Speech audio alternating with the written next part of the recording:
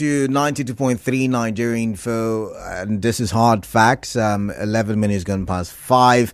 I am Kala Dakuru Batibor, and it's time for us to look at one of the biggest stories in Rivers State as of this moment, and that is the Rivers State government plans to submit its budget for 2025 to the Victor Oko-Jumbo led assembly. Remember, the 2024 budget is still under litigation, so to say. And joining me to have the conversation, we started the conversation during the Big Stories hour, but to help me have the conversation today and this hour are two wonderful lawyers. They don't need any more introduction on the show. They've been on the show several times.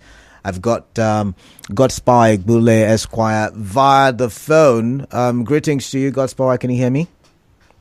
Mr. Kalada, good evening. It's always my pleasure being with you. And I have Living Jamala in the studio. Living Jamala, good afternoon to you. Good afternoon, Kalada. Good afternoon, my learned friend and colleague, Godspower. Mr. Jamala, good evening. Look at them, both of them excited. And I truly Kalada, and it's always a pleasure to be the middleman when conversations like this happen.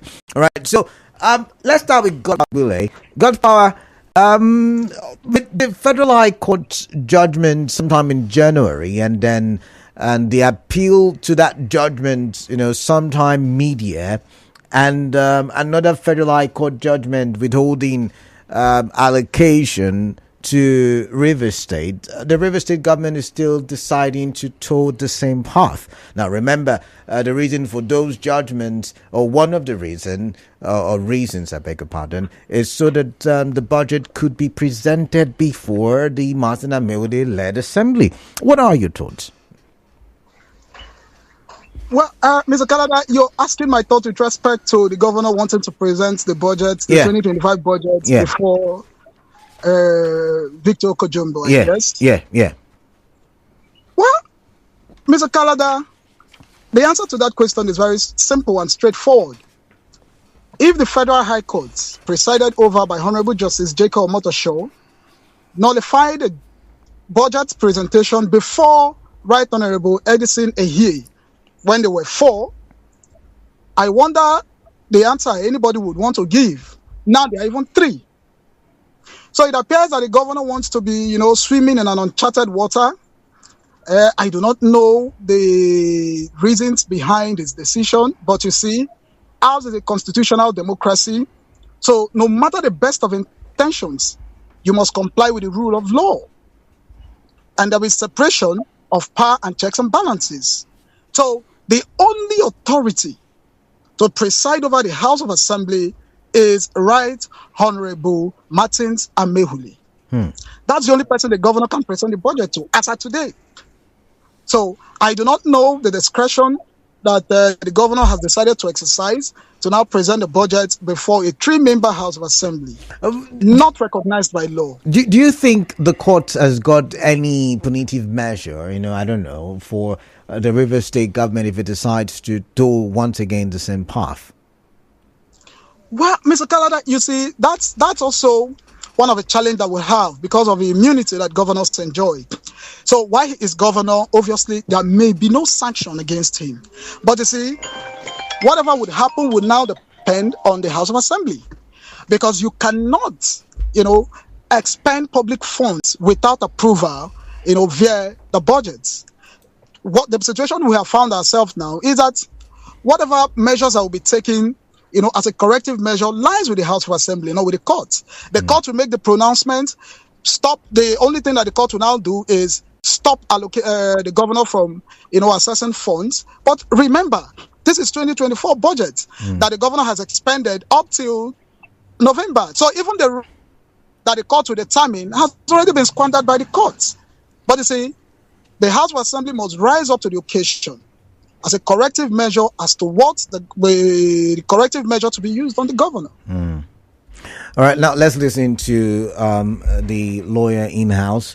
Living Jamala, several judges now, I mean, if I remember, the Court of Appeal said it's a joke taken too far. That's how he described the actions of the governor presenting a budget to a four-man assembly, and also the Federal High Court, Justice Abdul Malik also, made statements in that regard. What do you make of the move by the governor to say, you know what, I know, but I'm still going to present the budget before Victor Oko-Jumbo?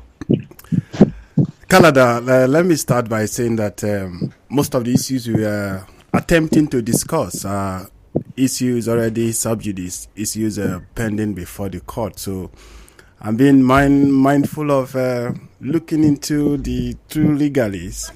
So I will try to explain it in my own understanding without having into preempting the decisions of the court. Let's get it straight. Prior December 11th, we had an assembly headed by Martin Egbule. Prior December 11, 2023, we had an assembly, Rivers State House of Assembly, the 10th Assembly, superintended, headed by Martin Egbule. Now, in December 11th, 2023, something happened. And I'm so happy that my friend and colleague, Godspower, laid credence to the fact that we should always respect the rule of law. If we are to be living in a society where the rule of law stands supreme, ordinarily, we shouldn't have been discussing this issue as to whether or not Egbule and others remain members of the House of Assembly. By their defection of 11th December 2023 and the affidavit sworn to by Martins himself on the 13th day of December 2023 in suit number FHC ABJ FHC CS 168-2023, that put to rest the implications of Section 109, Section 1G. How does it put it to rest? To the extent that they have ceased to become members of that house. I am not unmindful of the decision of my Lord Honorable Justice Omotosho. I'm not unmindful of the decision as given by the Court of Appeal with respect to the decision of my Lord Omotosho, which is now pending before the Supreme Court. Kalada, I have told you and those who care to listen that the institution of that action was to determine whether in a state house of assembly where nothing like defection has ever happened, can this other set of people be laying credence to the seat of Egbule? And that was what the court determined. It has never looked into. In fact, the issue as to defection came up again today in Rivers State Federal High Court sitting in Port Harcourt. So once that is decided, issues as to the judgment of Omotosho will be taken care of. And whatever that the Court of Appeal has affirmed in that decision will also be taken care of. Subject, however, to what the Supreme Court will decide. If the Supreme Court decides today that, yes, the budget, the issue as to defection is proper, then we will be looking back to the 2024 budget. But remember, in my last discussion, I said some of the issues that we are so fast debating will at the end of the day become academic exercise. I am also happy that my friend Godspower has also said the expenditure for 2024, the budget year of 2024 is running to an end. I'm aware by a report that was published today, the state government has somehow implemented about 80%. 70% of that budget, remaining a paltry 30%. Let me say remaining 30%. Now, if that were to be the case, can you prevent the doing of an action that is already done? But is that not an impeachable offense? Whether it is an impeachable offense or not is what the assembly will decide. Okay, so you're also concurring to... It is the powers of assembly. Concurring to what he has said, that the assembly would have to take, the bull by the horn if, something has to be done. What becomes impeachable is whether it is supported by law or not supported by law. If it is not supported by law and you are seen to be doing it, it becomes a gross misconduct. So can we say in the circumstance that the actions of the governor amounts to gross misconduct? Okay. Now, let's come to you now. Yeah. Can we say that what the governor has done is tantamount to gross misconduct? Exactly. I'm The asking. answer to that is very simple and straightforward. It amounts to gross misconduct as at the 11th of November 2024. Remember, the only valid judgment with respect to the budget of Rivers State is that of a court of appeal. It is subsisting, appealed, and it has not been overturned. Why I agree that the other party has a right, to appeal against that judgment of a court of appeal at the Supreme Court. But you see, you cannot at this moment begin to pry into the decision of the Supreme Court until the Supreme Court gives a judgment. You can't take a stand other than the stand that the Court of Appeal has taken. And again, let me say something. The issue of defection, I've been able to bear my mind on this. And I have said that it is not automatic. The person who says it is automatic is the same person that is in court. You cannot say that their defection is automatic and you're the first person who rushed to court, that the court should declare their seat vacant. We must find what we will do. Were they the first to go to court? Godspower.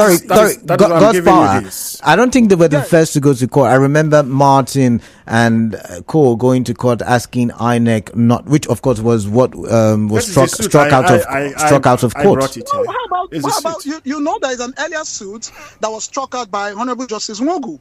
Okay, true. I think that of Sarah Igwe. Yes, I'm sure that of Sarah Igwe. There was an earlier suit of that of Honorable Justice Nwogu that was struck out. My own point is very simple. You have said that this matter, the issue of defection is least pending. The issue of defection is before the courts. Only you want to take out the right vested in an individual. You want to be the accuser and you want to be the judge. You can't be the accuser and the judge at the same time. If you say that the matter of the defection is before the court, then why don't you obey the subsisting judgment of the Court of Appeal? My little friend said we have to treat the issue of defection as though the issue of defection is before the Supreme Court. There is no issue of defection before the Supreme Court. I never said so. And so if the Supreme Court, the Court of Appeal has given a judgment today, and somebody is still saying there is an issue of defection before the Federal High Court. So on the basis of stare decisis, which would you want to choose? A judgment that has not been given, a matter that is still pending before the Federal High Court, and the Court of Appeal has given a judgment? I am saying that it is executive rascality for the governor to even attempt. So what would you have the governor do? What would you have the governor do? Let's hear from your legal perspective. Listen, I have said that of 2024. What the governor has done is that the governor has destroyed the rest of the matter. And the House of Assembly, as I'm saying, must rise up to the occasion of what did we do to the resources of 2024. They cannot leave it and say, oh, it has been expended. Oh, it's a completed act.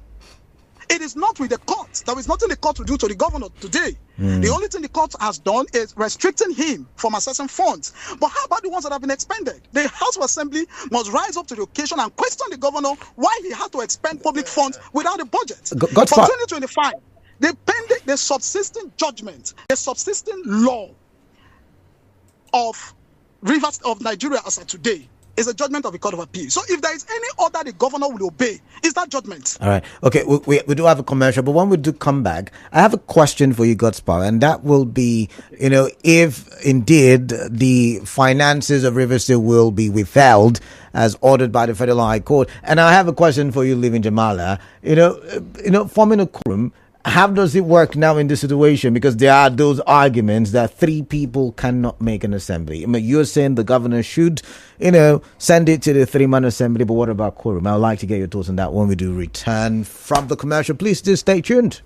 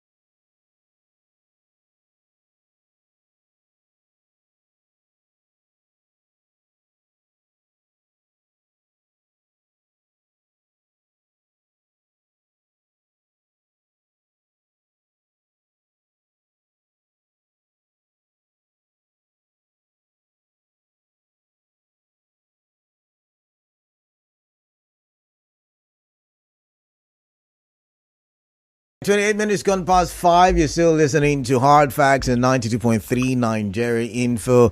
I do have the headline news coming up in about, a minute's time. I wonder if I should go for the headline news or I should ask my questions first. But if you're just joining us, you're welcome. What are we doing? We are looking at the plans by the River State government, as we have been told by the chief of staff who represented the governor at an event over the weekend, that the government will present the budget before the Victor Oko-Jumbo led assembly. Remember that assembly has only 3 members, and very shortly I will touch on that, the 3-member assembly. And I've got who's on his phone, and I also have a question for him. He mentioned before the break the Federal High Court's judgment on withholding funds to River State, and I wonder if indeed that will stand, because it means that the government is grounded. But let's first of all take a look at the headlines. Do stay tuned. Headline News, Nigeria Info on 92.3. Headline News. The headline news: lawyers react to Governor Fubara's plan to present 2025 Rivers budget to Oko-Jumbo led assembly. Customs seized drugs worth billions in Rivers port. Rivers NLC opts out of strike over non-implementation of minimum wage. Eatman Dangote reach agreement to lift petrol orders directly. Former Minister Egbule says parliamentary system best for Nigeria.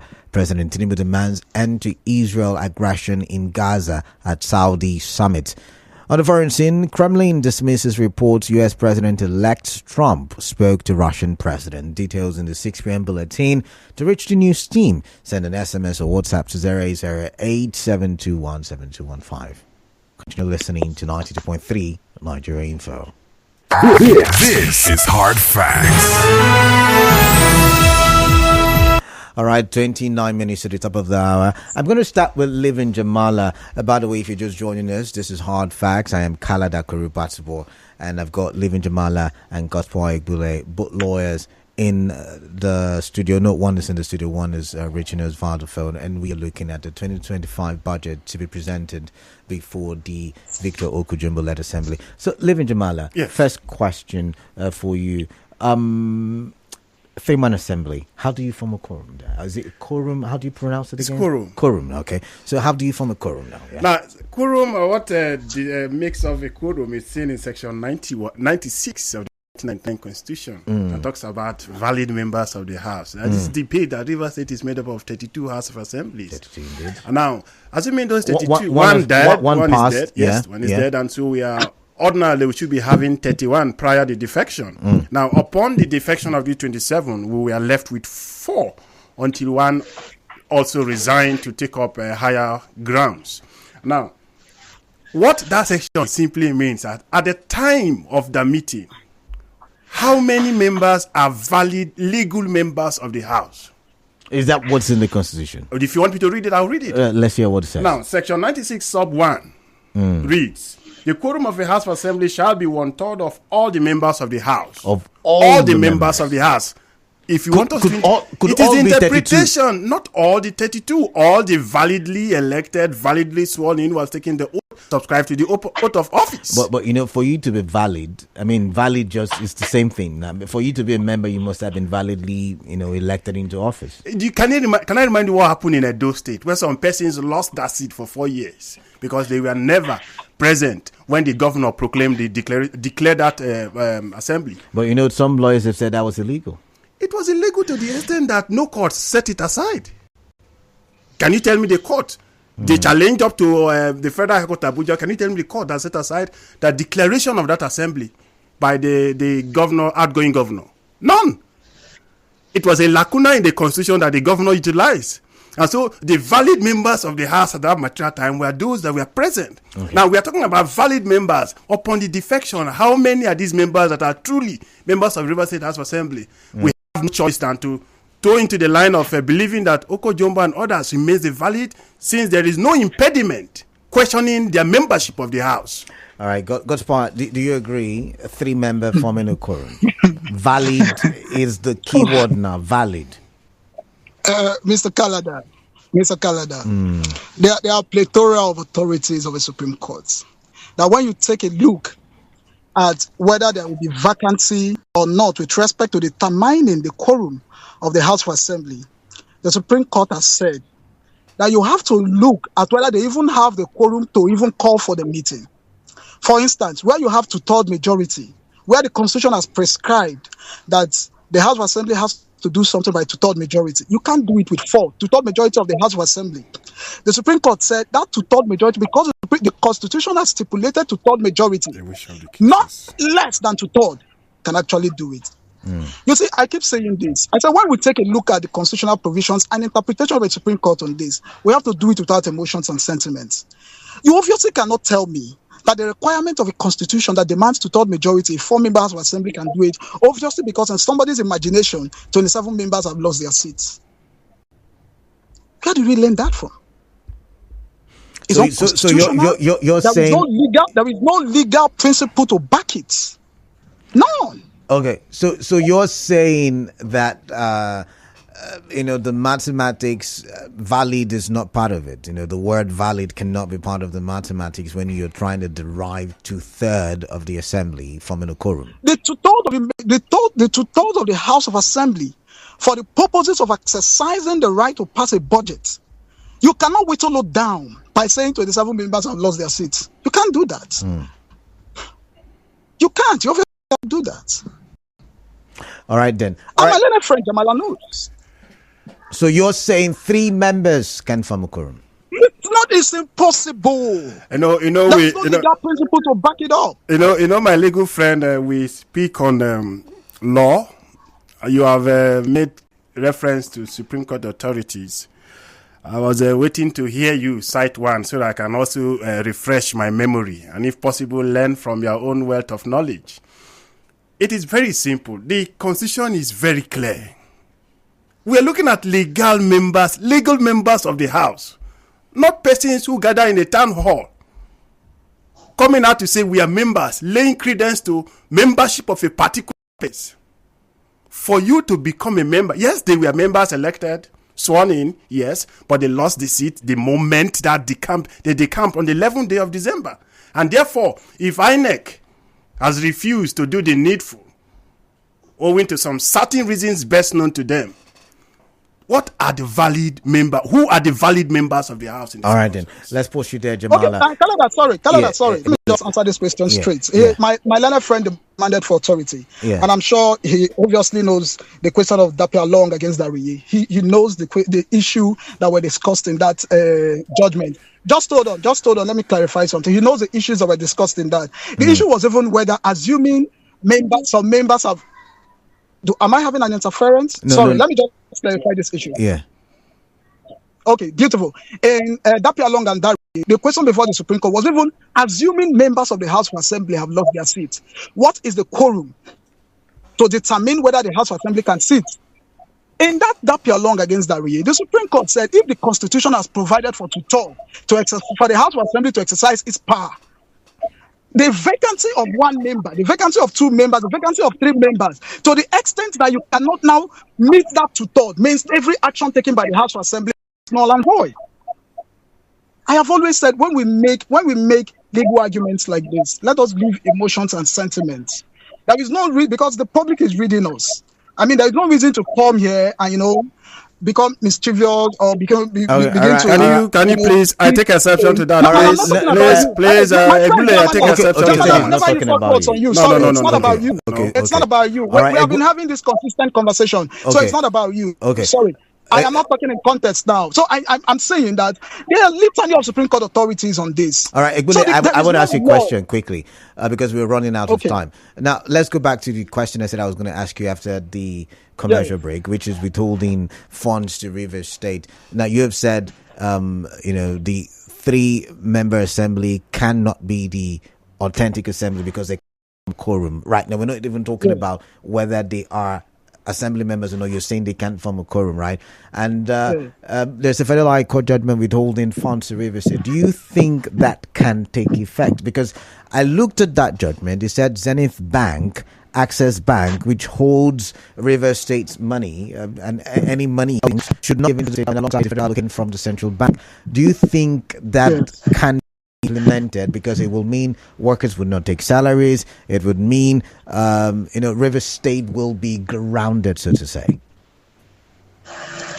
Well, there are two parallels to this your question, and you will just give me the opportunity to answer them. Number one is whether the governor can even spend without the budget. See what Section 120 of the Constitution says.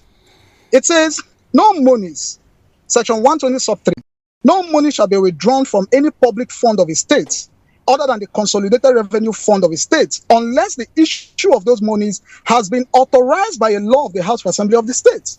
Even if the governor has the best of intentions, even if the governor wants to build 10,000 skyscrapers, in as much as he wants to access public funds, it must go through a budget. So in the absence of a budget, the Constitution prohibits the governor from tampering public funds. That's what the Constitution says. Today, there is no budget in Rivers State. The governor just dips his hand into public fund that doesn't belong to him. The money does not belong to, let me be specific now, Governor Siminalayi Fubara. It belongs to Rivers people. And we elected him to use the money for our good. Okay. But before using the money, the Constitution says it must be authorized by the House of Assembly. The other question is, the entire state will be grounded, workers will not be paid. So who do we blame? Who do we blame? Do we blame the court, or do we blame the governor that has continued to become recalcitrant? If we do not determine who to blame, then we'll just be boxing the air. Okay. If the governor refused to pay workers today, who will workers protest against? They'll protest against the governor. So why wouldn't they protest against the governor and ask him to present a valid budget before the House of Assembly? Okay, so there's a question I've been itching to ask, and it goes to you, Godspower, before I come back to Jamala. Do you think, Mr. Egbule, that everybody should, sheet their swords for the now, pending the judgment? I hear the Supreme Court judgment is on the 14th. I've not confirmed, but I hear the Supreme Court judgment, talking about the appeal court, or is it, how do you people say it now in law? The Supreme Court on the Federal High Court and appeal court judgment, will hearing. The hearing. So since that will happen, should everybody sheath their swords? Which sword do you want to sheath now? The only thing we have in Rivers State is that the law has taken its course, and nobody, no institution. All right, I think we've lost connection there. Can you hear me? Hello, Mr. Kalada, I can hear you clearly. Okay, so can you hear me now? Yes, summarize, please. Okay, I said the law has taken its course in Rivers State, so there is no sword to sheath. So the only thing we have to do now is to ask the political actors to respect the judgments of courts. All right. Let's get your thoughts, Jamala. I think my friend speaks as though the Court of Appeal is a court of finality. In other words, they have zeroed their mind at the possibility of the Supreme Court turning down the decisions of the Court of Appeal. Assuming that becomes the case tomorrow, what will this argument lead us to? You are asking.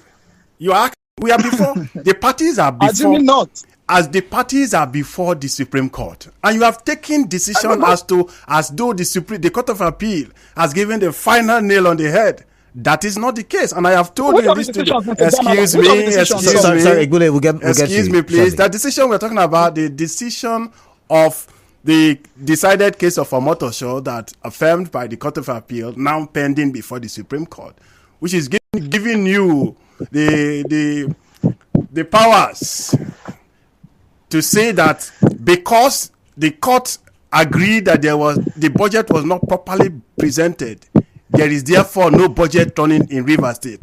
And we hold a contrary view to the fact that, in our own understanding, the valid members of the House, as though headed by those persons headed by Jumbo, and if the court tomorrow agrees with us, it therefore means for everything that Egbule and factions have labeled goes to naught.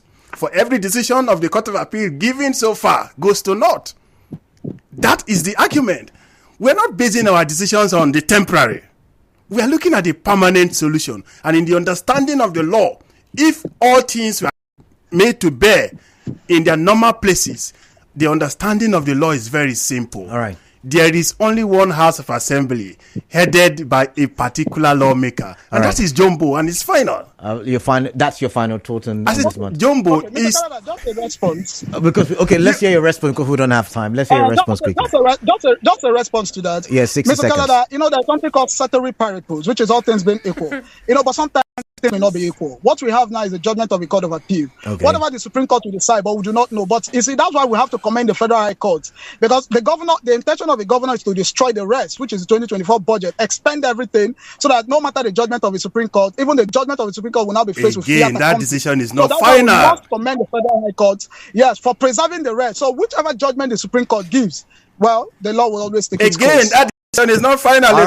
All right. And while I have my right of appeal, I cannot be seen to be. I've got to go. You gave him the right of reply. You gave him the right of reply. My time is up. But you gave him the right of reply. I'm really sorry, gentlemen. I've got to go. I think you continue in court tomorrow. Thank you very much, Thank Egbule you, and Jamala. Godspower over there. All right. Interesting.